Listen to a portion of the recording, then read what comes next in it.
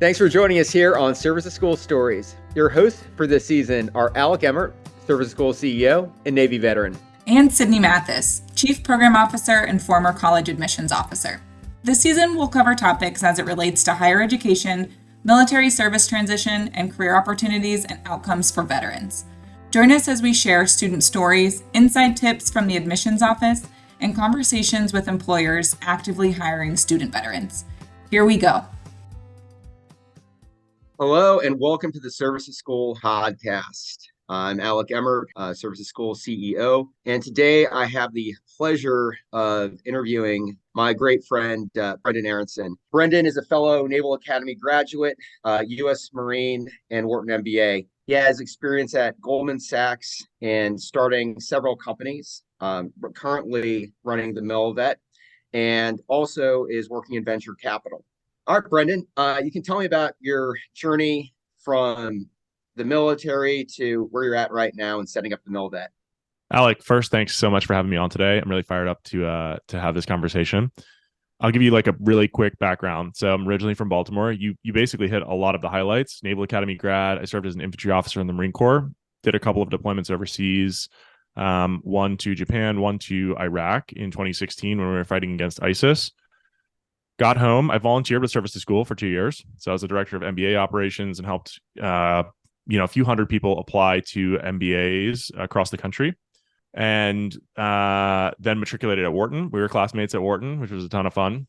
Before I got to Wharton, I did a brief internship in investment banking at a firm in New York called Goldman Sachs. I was in the healthcare group there. We can talk a little bit about what investment banking is, what that means during the podcast, if that's interesting. I liked it so much that I went back for the summer between my first and second year at Wharton and decided to decline a full-time offer at Goldman to pursue entrepreneurship. So in my second year at Wharton, I launched a business called Paint True. At Paint True, we take people's favorite photos and have them expertly hand-painted by a professional artist. They make really nice gifts for special occasions. Super fun business to run. We raised a little bit of capital for that business. We spent 2 years working on it. We actually had a campaign that was really meaningful where we painted fallen service members and gifted those paintings to the families, which was an incredible thing to be a part of. And then last year, I launched a company called The Military Veteran, which is very catchy branding. The MilVet, we help companies hire military veterans into a myriad of business leadership roles. We also host in-person networking events. Our events are amazing. People should definitely come. I think that's probably like the number one call to action from this podcast today is like, if you're not sure what you want to do with your career, if you're looking for your new tribe, you should join us at the MilVet career conferences. We're hosting 2 of them in 2023, one in San Francisco in July and one in New York City at the end of September. We hope you'll join us there.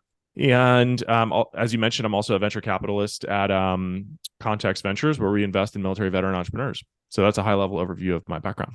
Very cool. And then one other thing I'd like to touch on is MVS 23. You played a pretty big role in getting that conference set up. I just got back from it. It was an incredible experience. And I'd like to hear really like how you're able to do it, how the team went about reaching out to those different veteran entrepreneurs and investors and getting that incredible conference set up. Yeah. So MVS is the Military Veterans Startup Conference. We host a bunch of in-person events. The startup conference had about 450 attendees, lots of venture capitalists from the military veteran community, lots of startup founders and early stage operators. The event was awesome. It was 2 days in San Francisco. We had a myriad of different panels, lots of entrepreneurs on stage, everything from consumer to B2B businesses. So different types of businesses, different types of investors, lots of venture capitalists, obviously dual use investors. So investors who specialize in investing in companies that have a commercial product and also sell to the government, which is a little bit of a tricky way to do business. So we had a bunch of different types of veterans in the early stage community. As far as how we set it up, in-person events they're fun to plan. In the Marine Corps, we used to say amateurs talk tactics, professionals talk logistics. I think that definitely rings true for in-person events. So, our main goal with these events is to educate, inspire, and entertain the audience. So we think really hard about who we put on stage. We want people on stage that are going to be able to achieve all three of those outcomes. And so the quick answer to your question, or maybe the long-winded answer to your question, is like, it takes a lot of time and effort, but it's a ton of fun. And we love bringing the community together. And it's really an opportunity for people to build fantastic connections. You can network and make great connections via email and Zoom. I have made a ton of friends just, by meeting with people. We've gotten a lot of business done on Zoom, but people really do deals in person, and it accelerates a relationship. All of business is built on trust. It is the backbone of doing business with anyone, whether it's someone you're going to hire or someone you're going to bring on as a client, an employee, a partner, an investor. People build trust in person. So, we love these in-person events. We think they're super valuable for the community, and it's worth the time and effort that we put into them. Yeah, it was just an incredible experience. Just for me, just connecting with people I hadn't seen in years. There it was, just like incredible vibe, incredible energy going on.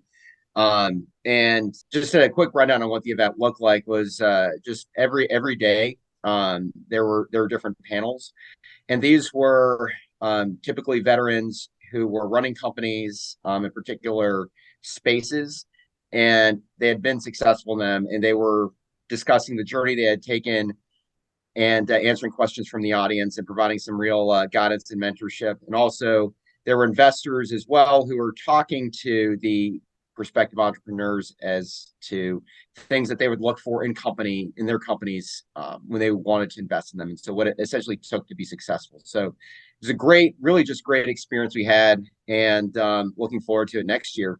So Brendan, when do you think that's going to go next year? MBS 24? MVS 2024 is February 8th and 9th next year. We actually have like a slew of incredible speakers already lined up. Happy to run through like a tentative list, but we have like 8 or 10 confirmed speakers. People can go to milvetstartups.com and check out the 2024 event. It's already up on the page, and we're really looking forward to it. It's going to be great. Definitely. I'm planning on being there. It's just an awesome experience. So highly recommended.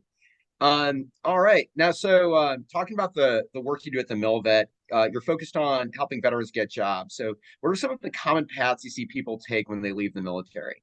Well, there is no one right path. I think there are some misconceptions around how to get a job when you leave the military and about what your career is going to look like.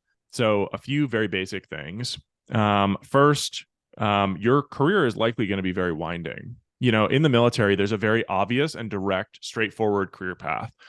You know exactly what it's going to take to get promoted to that next rank, and what your career will look like if you stay in for 20 years, 25 years, something like that.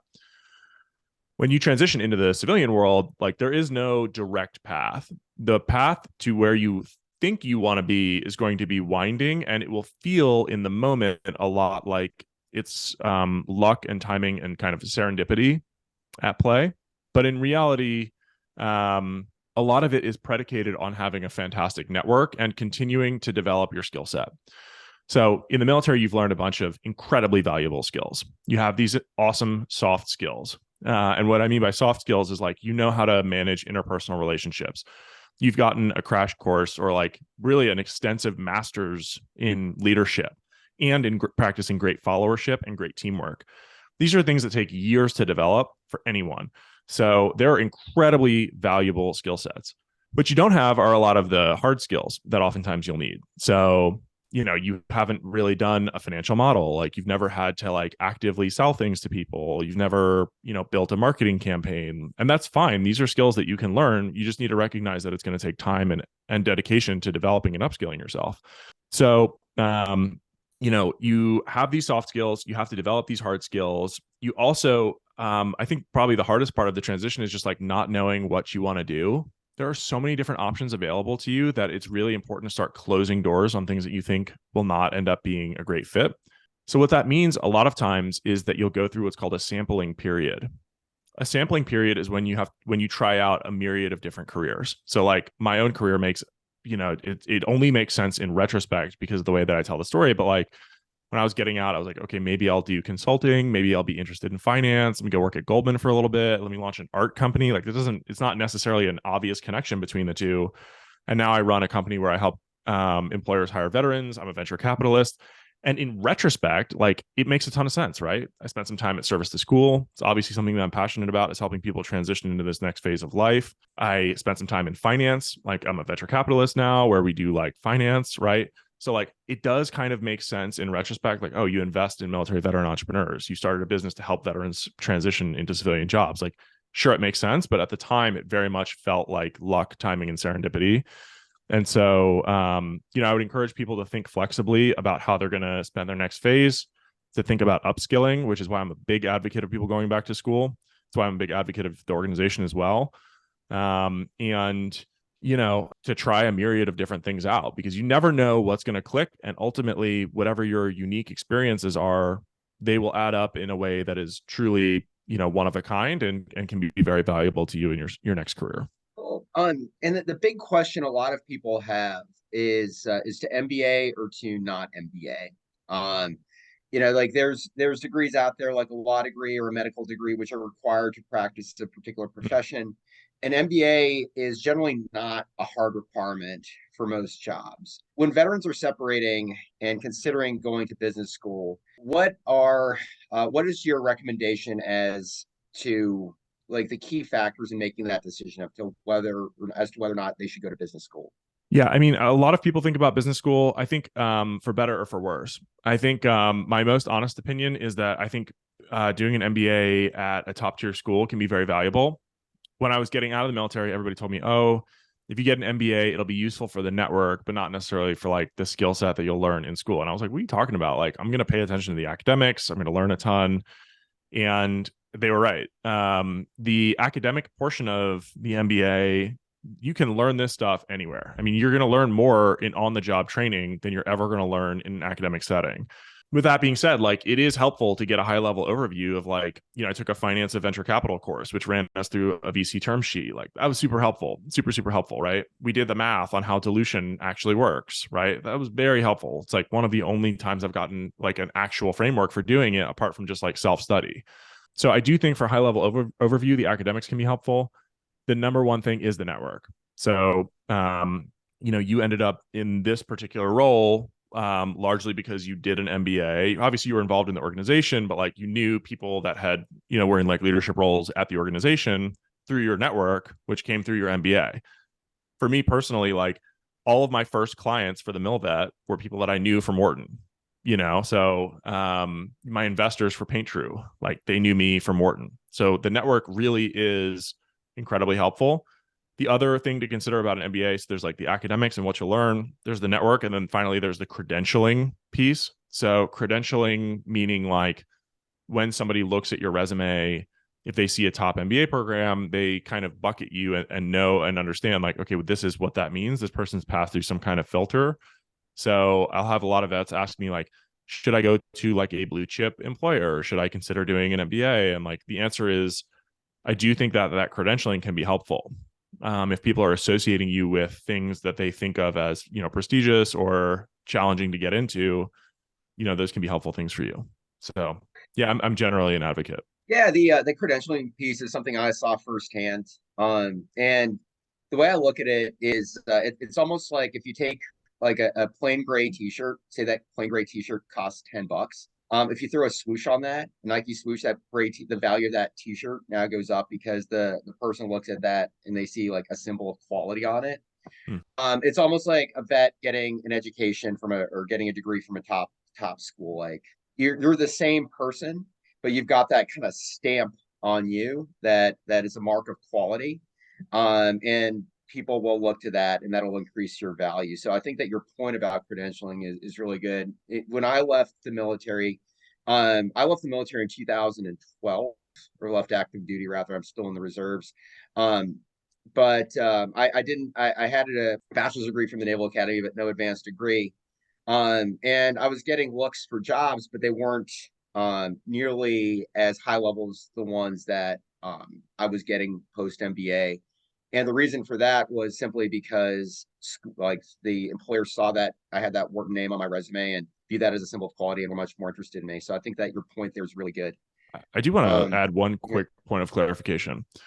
I do think that that oftentimes when people start going down this like MBA rabbit hole, they end up thinking like, I need one of these MBAs so that I can become successful. And that is like 100% untrue. There's like a big, I don't even know what the right term for it is, but like there's a lot of circular thinking around MBAs, and like an MBA from a top school can be helpful. Sure. Like the vast majority of people in the world who are like have built successful careers do not have one, and like if you don't get an MBA from a top program, like you're going to be just fine. There are a million and one fantastic careers that don't require an MBA, where maybe would never even have the opportunity to go to them if you have an MBA. Like an MBA is not right for every single person. So I do want to like caveat and say like, I think it was a great route for me. I think it's a great route for a lot of people. I think in general, if you're going to focus on like upskilling yourself, learning new skills that are going to be like valuable in the civilian business world, and then building a world-class network, those are the things that will make you successful in a civilian career. If you do that through an MBA program, great. If you do that by coming to one of our events and by like self-study and by learning on the job, like that's also great. You're going to build a wildly successful career. So I do want to caveat by saying like it can be helpful. It's not necessary. It's not sufficient. Certainly, like, building a startup is still very, very hard. Even with a Wharton MBA, like it's very hard. So, yeah, I guess just a caveat. I think it's important to note, like, not required. Yeah, that's a good point. And then talking about some of the roles you have available through the MilVet, like what are some of the jobs that don't require an MBA that you've seen veterans be very successful in? I mean, there's like 1,001, right? Like, it really depends. So, I mean, it depends on what you are looking for in a civilian career. When you're evaluating a civilian career, there are like a number of variables that you need to think about. How much cash compensation do I need to take? How much risk am I willing to accept? Where do I want to work geographically? Do I want to work remote or in person? How much do I want to work? Like, how many hours a week do I want to work? What kind of team environment and culture do I want to work in? Do I want to work with my hands? Do I want to work outside? Do I want to work at a desk job? Like, there are just so many different variables, which I think is what makes it really challenging to make a decision about what kind of career path you want to choose. We host a podcast where we interview people from a myriad of different backgrounds. It does skew a little early stage, as far as companies go, just because like that's who I know, and that's a lot of the people that we have on the podcast. So, but our goal is to demystify these careers so that if you have an idea and you're like, oh, like what's this private equity thing? Let's double click on that. Like I have people on the podcast that you can listen to. So check out the MilVet podcast.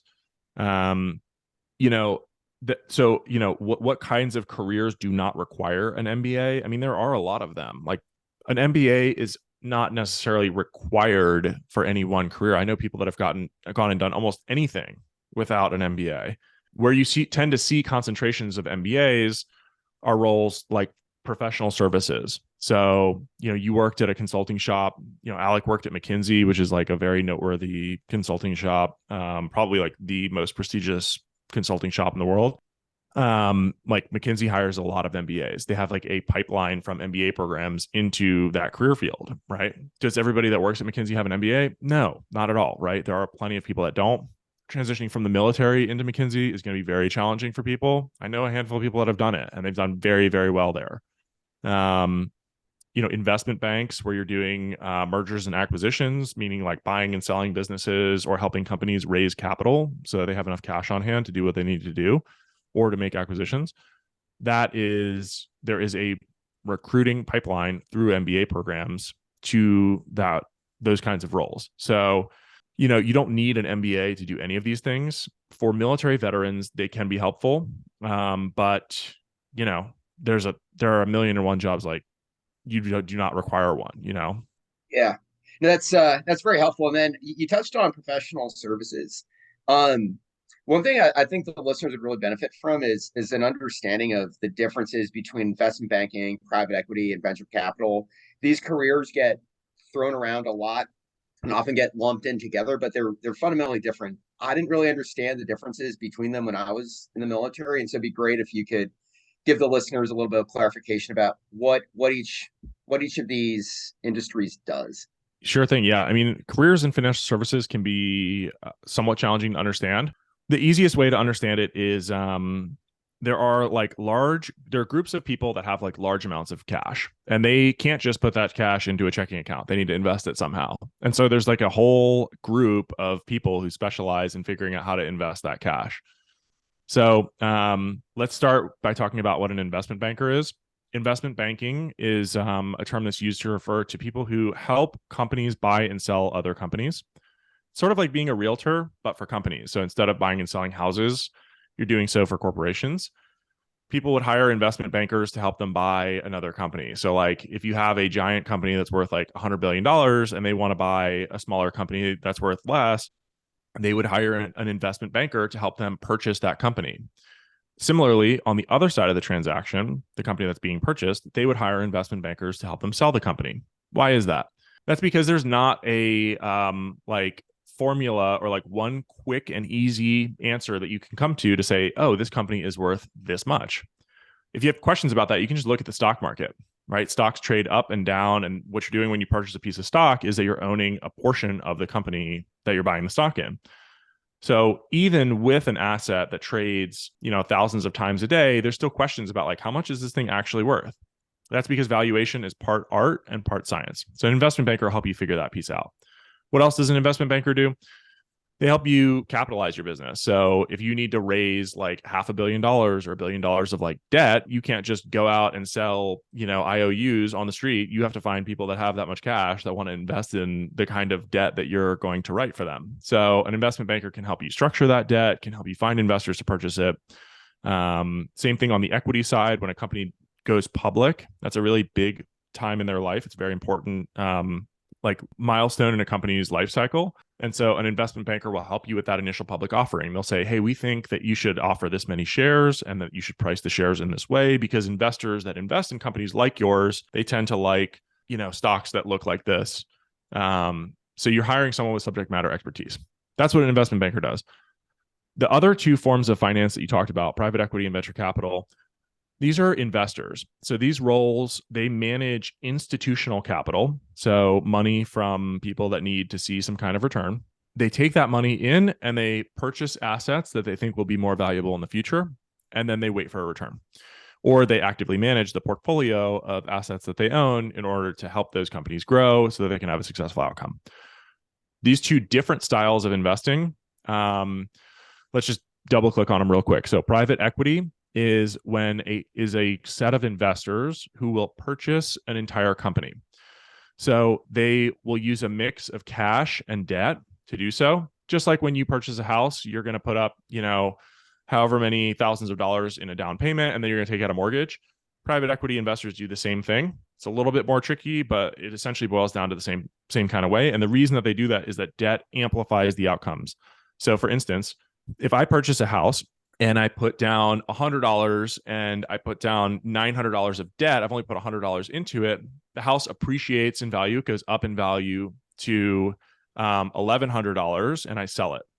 Okay, the debt gets repaid. So that's $900 repaid. And then I put $200 back in my pocket. That's 100% return that I just made on a $100 investment.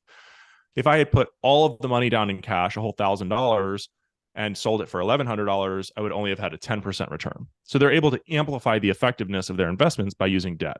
It's a really critical portion of what private equity investors do. They look for stable cash flowing businesses that can service the debt load that they put onto the business when they purchase them. And then this is a very different style of investing from venture capital. Venture capital takes an equity position, not an ownership stake. So they do take an ownership stake, but they don't own the asset outright. So like a private equity firm will buy like 100% of a company that it owns. They'll install new managers oftentimes. They'll dictate the strategy and they'll say like, you should grow the company by doing X, Y, and Z. They'll install capable operators to run those companies. We actually work with a lot of private equity funds who are looking to recruit military veterans onto the investment team and into PE portfolio companies. You can contrast that with a venture capitalist who will buy a small portion of a company and say, here, I'm placing a bet on the fact that I think you can build technology that will change the world and will have a gigantic outcome at the very early stage. So as opposed to investing in a cash flowing business, you're investing in something that may even be, pre-revenue sometimes, like the business hasn't actually booked any revenue, but you like the idea, you like the team, you like the market a lot. you think that they have a great chance at providing this gigantic outsized return. It's a very different style of investing because it's extremely risky. If a private equity bet, investment goes to zero, that's a really, really shocking and bad outcome for everyone. If a venture capital investment goes to zero, that's like expected. Most VC investors, if they write like 20 to 50 checks in a fund, they expect that almost every single one of those will go to zero. But the one company that they invest in that turns out to be Google is going to provide such outsized returns that it will make all of the losers from the fund not matter at all. So it may have been more detail than you're looking for. These are different styles of investment. A lot of times, there are different ways to crack into these different career paths, which we can talk about if it's interesting. But that's like a brief overview of venture capital and private equity and investment banking. Yeah, I think it'd be really interesting to actually just get into a little bit what it takes to break into these companies. One of the things that I'd like to touch on is you brought up PE portfolio companies. I think it would be useful to the listeners to hear a little bit about what those are and what kind of roles veterans can play in a PE portfolio company. Yeah, let's start there. So a private equity portfolio company is they look and smell the same typically in terms of like the corporate characteristics. You're looking for cash flowing businesses, meaning like a company that produces a large amount of cash so that you can put debt onto that business and have it repay the debt on the business, pay that down over time. Just like with a real estate transaction. Like if you were going to buy an investment property, like if you were going to buy one that no one would rent, then you're stuck with this mortgage and you have to pay the debt load. You don't want to do that, right? You want your renters to pay the debt load. Same thing with a business. Like you want the business to cash flow to pay that debt load off. I mean, there are 1,000,001 great, private equity targets as far as portfolio companies go. It's like any business that cash flows really well can be a good private equity investment. Sometimes these businesses will require large capital expenditures, meaning like you have to like build or renovate like some sort of asset, which can be, somewhat more challenging. But regardless, like my personal opinion is that military veterans make fantastic private equity operators because we're used to taking sort of strategic initiatives and translating them into like blue collar action. You see a lot of private equity portfolio companies that are manufacturing businesses, right? They're service-based businesses, or they work with right now you cannot throw a stone without hitting a private equity person that's like really fired up about HVAC businesses, right? Like HVAC yep. Businesses are like they cash flow really well. They're like sticky customer base. You have to have it. Like if you're living in like 110-degree heat in the South, like you got to have AC, man. Like, or if you're in the cold in New York or something in the winter, like you have to have heating. So these are businesses that are like not going away. And if you think about the type of person who can like help run one of these businesses, like if you can translate white collar like strategy for a business into like, here are the tactics and action that we will employ, and here's how we're going to create a playbook to do this, and here's how we're going to empower our employees to be able to make decisions in our absence. Like that sounds exactly like, a military leader, right? An NCO, an officer, or something like that. So I think veterans can be great private equity portfolio operators, and it's an awesome career path too. Like if you start at sort of the junior levels, right now we're helping a private equity fund hire general managers for an HVAC business. And so you're going to get experience hiring, experience firing, experience managing a profit and loss statement, which means that you're accountable for booking additional revenue, for cutting costs. Like these are really, really important and critical business skills that you can develop. And the P&Ls that people are running in their first roles in these GM roles are like, $5 million, $10 million a year. P&L meaning profit and loss statement. Like that's the size of the revenue that a company will book when we plug them in. But like the upper limits of this are like, there are no upper limits. Like some of the largest companies in the world are owned by private equity, are private equity portfolio companies, or have spent a portion of their life cycle as PE portfolio companies. When I was at Goldman, we were helping a company sell itself. It was owned by Apollo, which is a really large private equity fund. And Apollo was going to exit this investment. The CEO of the business was someone that the Apollo team had plugged in on portfolio company after portfolio company, because this person had performed really, really well in their roles. And so, it's a lucrative career path. They were compensated very well. They get a portion of the upside when the company sells. This person was running like a multi-billion-dollar business, and it was not the first time that they had done that. So it's a pretty interesting career path. I don't think people really talk about it that much, but I do think that it gives us sort of like an advantage to be able to say like, hey, I've led teams in these kinds of like fields where leadership really matters. And I've built teams that do this. So, I think it can play to our strengths in a lot of ways. Yeah, and it's such a good point about how veterans can succeed in leading a P portfolio company, because that role is not very well advertised, and it was one that, even coming out of business school, I didn't really know was a big option. Mm. But the opportunity to run a P portfolio company, typically I've seen veterans go into like chief operating officer type roles there, so you're pretty near the top of the hierarchy there, and you've got a significant amount of power and authority in running this business, similar to what you had when you were in the military. And so it's like running your platoon or your division, what have you, in that sense. So I think that it's definitely an area where veterans should look to succeed. And then what type of path do you think a veteran can take to getting in one of those portfolio company role, like leadership roles? Like, what have you seen people done to be successful? Well, a lot of what so a lot of what the investors are looking for in these companies is like demonstrated leadership ability. So a lot of the soft skills that you have in the military will transfer over. Um, I think this is like generalizable advice, but like when you get out of the military, like you do have to be somewhat humble about what your first several jobs are going to be. And I think the reason for that is like, again, you just may not have these hard skills that some of your civilian peers have built over time. Like when I got out of the military, I was like, look, I've led like, groups of like hundreds of Marines. I've led people in austere environments, like in combat zones, like where the stakes are much higher. And I think I was like, oh, well, so like if I've led, a 40-person organization in the military, like I can lead a 40-person organization in the civilian world. And like that may be true from a leadership perspective, but like you probably don't have the hard skills that you're going to need to run a business. Like I could barely even spell revenue when I got to Goldman. You know what I'm saying? So Yeah. so I think you do have to be somewhat humble in your approach, and think about like how can I position myself to be in that role, 5-10 years down the road. Any of these career paths, you're never going to be an overnight success. Like, and even if you were, that's not really like the best thing that can happen to you. It's better to work for it. So I encourage people to set a really long-term vision. How do you end up in one of these roles? I'll tell you, for us, what we are looking for right now, what's an easy sell is like, we do help our clients hire a lot of MBAs. I think a lot of that is because of the fact that like that's our network is in that space. A lot of our clients have MBAs, and people do like to hire people that are like similar to themselves. So a lot of the people that we're looking at do have MBAs. They have a few years of experience. People like to go into like consulting, investment banking, post MBA. I'll say that like for these particular roles, our clients like to see people that have P&L experience already. There are some general manager programs that are fantastic out there. Danaher has one. It's a big manufacturing conglomerate. DaVita has a really incredible P&L or like general manager program where you're like running a kidney dialysis clinic, which is like a hard business to run. They will plug you in like immediately post MBA on that. And I'm working with a candidate right now who has, he's currently running $75 million P&L on behalf of this company. And it's like, he's like 3 years out of an MBA program. And it's like, that's an exception to a rule. It's not very common, but he went to somewhere that like other people probably didn't want to move.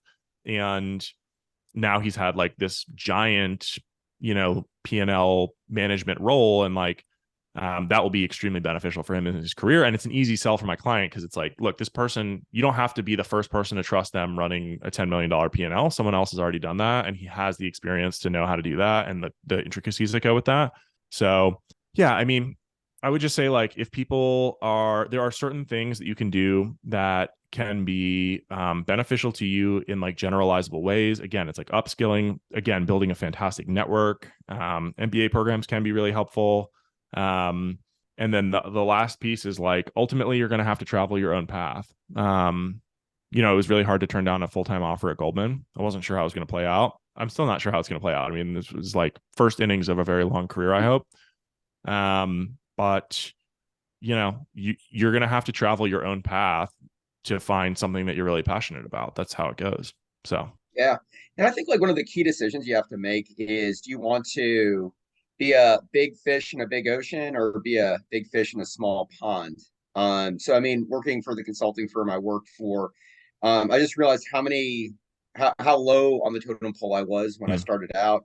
My decks had to get reviewed by my manager and then the partner, and I had very little autonomy on a day-to-day basis.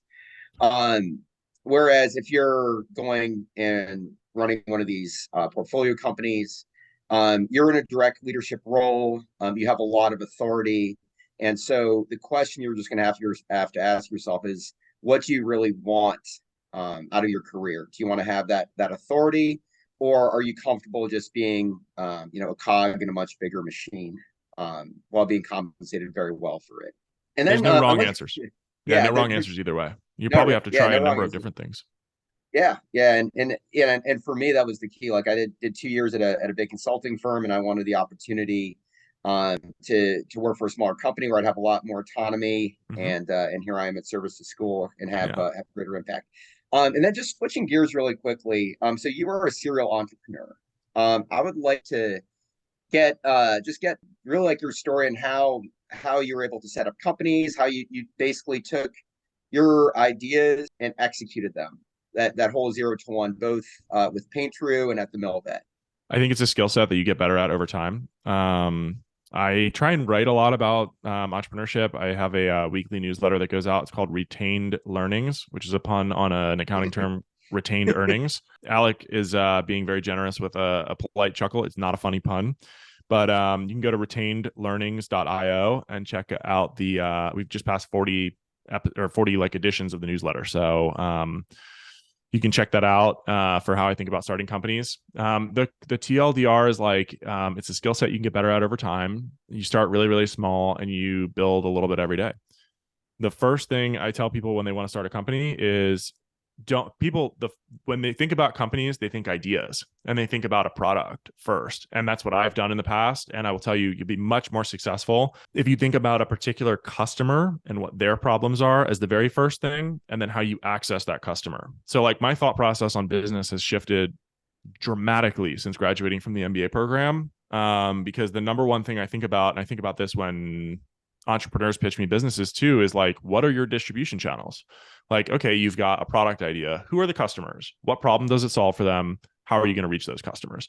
Like, if you tell me like, oh, I'm going to start a company where we're going to like change the way that people purchase stock, and it's like everyone can be our customer and XYZ. It's like, I love that it's a big idea, but how are you going to reach your customers? Whereas if someone comes to me and they're like, I make a product that makes the lives of used car dealers so much easier. It's like, you wouldn't believe the fact that these used car dealers have like no software at all that supports what they do. And with some very easy, technology product, we can make their lives so much easier. They're a very high margin business. And by happenstance, I worked in the used car dealership industry for like 20 years. So I know every used car dealer in the country. If you told me that, I'd be like, let's go. Like, these people, you can call them and be like, hey, it's Brendan. Remember how I used to sell cars next to you? Like, you remember, how much it sucks to not have like any software that lists all of our cars online. Like, if you just pay me $100 a month, right, which I know that you have because I know how much money you make, we're going to implement this software. You're going to love it. It's going to list all of your cars all over the place. You're going to sell more. You're going to spend less time at work. It's like, that is a compelling business pitch, right? So to me, the first thing I think of is like, who are your customers? What are very specific problem do they have? And how can I help them solve that problem? And then what revenue model do I use to capture value? Entrepreneurs do two things. They create value and then they capture a portion of that value. So you have to be able to do both really well. Some people create a ton of value without capturing much of it, which can be really hard. Ideally, you're able to create a lot of value and then capture, a good portion of that value so that you can reinvest the dividends into growing the business. Hopefully that's helpful. Yeah, I got that. And if what would you say to any of our listeners that are considering starting a business right now? So they've got an idea in their head for a business, deciding how to execute it, or if they should execute it. What would your first piece of advice to them be? I mean, my first piece of advice is like, I'm going to sound like a broken record here, but like, just stop thinking about the product and start thinking about the customer. Like, go talk to 100 of your customers. and ask them, what are your problems? I mean, it is like hard to get at the root of it by just asking that question, because it's like, well, I got a million and one problems. Like for us, we help companies hire military veterans, right? And it's like a company may be interested in like diversity and inclusion. But like ultimately, the biggest problem that our clients face is like hiring's really hard. Like it's hard to find the right people. It's hard to screen them and know what to look for. It's exceptionally hard to read a military resume if you don't have any background in it. But you understand that like what a good hire will do is like transform my business and take so many problems off of my plate. So at the end of the day, all I want is a great hire. And here's someone that comes along and tells me, I can help you make that great hire. Like I will take care of all the hard parts of this job for you. Like you won't have to advertise the role. I will go hunt the right people down. So you're not relying just on inbound and having to sort through 1,000,001 resumes from like people that may not be qualified. I will sort through the resumes. I will interview them. I'm actually only going to give you a very small portion of candidates that I see, because I'm going to value your time, so that every interview that you go into, instead of not knowing whether it's sort of a crapshoot as to whether or not this person can be a good fit, every person that you interview that comes from me is going to be an exceptional fit for your business. And then the hardest part becomes, wow, I have so many exceptional people that I can hire. I just have to choose between them. That's a much better problem to have than being like, okay, now I have to figure out, where do I advertise this thing? Like, what kind of client profile am I looking for, or candidate profile am I looking for? Like, I have to spend, 10 hours sifting through resumes and then 30 hours on the phone interviewing people that I'm never going to bring back for a second round interview. Instead, it's like, here's someone that's going to make my job really, really easy. So yeah, I mean, I think my number one advice for people is like, go talk to your customers, identify the real root of their problems. Like, how much time are they spending on various things? And can you improve the amount of time that they're spending on it and make their problems your own, and then make margin doing it? That's my biggest piece of advice. Good stuff, man. Well, look, just really want to thank you for taking the time to talk to our listeners. And if you could just share, before we head out, the different resources you had given us earlier, talking about MVS, where they should go if they're interested in that, and also the MilVet. If you just share those websites at the end so people can write them down if they missed them. For sure. We put out a lot of content. I mean, I try and be like a content machine. So if you're a transitioning military veteran, I really hope that we can be helpful to you. You can read through our thoughts on business, on the transition. You can do so anywhere that you get the news. So if you spend time on Instagram, you can follow us at TheMilitaryVet. If you spend time on Twitter, I'm at Brendan_Aronson. Shout out to both of my Twitter followers.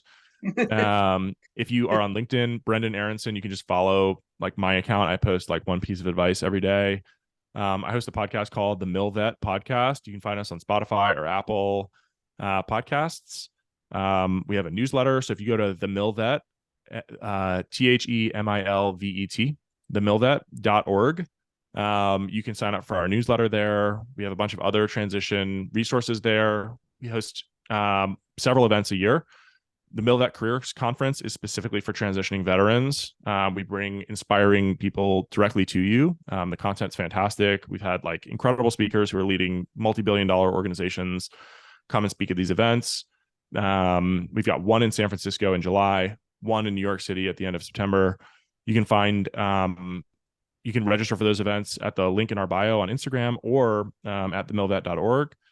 MVS, which is the MilVet Startup Conference Alec was talking about earlier. You can sign up for that at milvetstartups.com.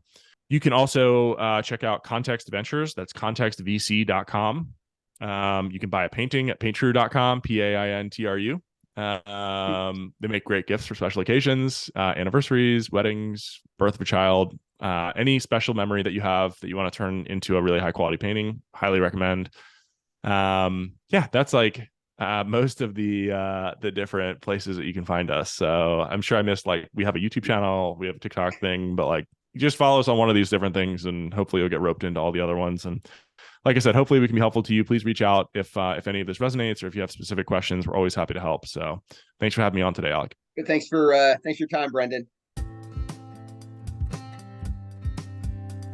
That's it for this episode.